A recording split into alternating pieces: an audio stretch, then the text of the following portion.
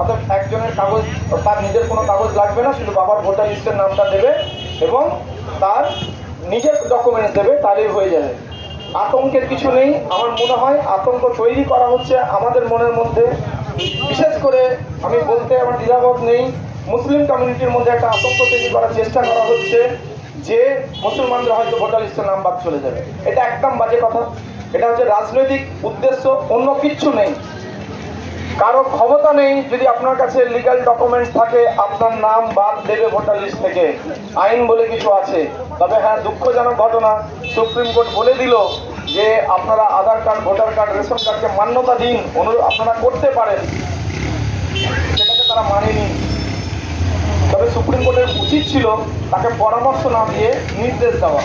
Supreme court order করেনি বলেই মানেনি। Supreme court যদি তার অর্ডারে বলে দিত এটা মানতেই হবে, তাহলে তারা মানতে বাধ্য হতো। আশা করছি 28 তারিখে পজিটিভ কিছু রায় হবে, কারণ এখনো অনেক রকম খেলা বাকি আছে বিহারের ক্ষেত্রে। 28 তারিখের পরে দেখবেন বিহারের অবস্থা কি হচ্ছে। অতএব আপনারা সকলেই ভারতের সুনাগরিক। আপনাদের প্রত্যেকের দায়িত্ব হচ্ছে কেন্দ্র সরকার হোক বা রাজ্য সরকার হোক, যখন যে নির্দেশ তারা দেবে সেটা পালন করা।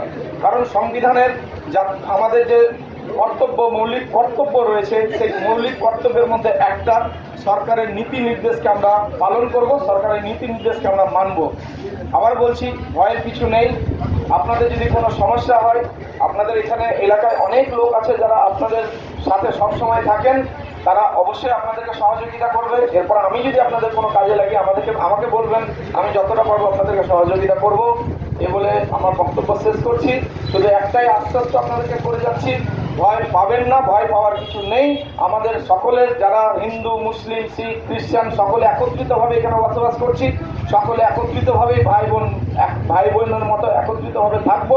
আর যারা আমাদেরকে নিয়ে রাজনীতি করছে তাদের উপযুক্ত সময়ে মক্ষম উত্তর আপনারা দেবেন ভোট বাক্সের মাধ্যমে। এই বলে বক্তব্য শেষ করছি। ধন্যবাদ।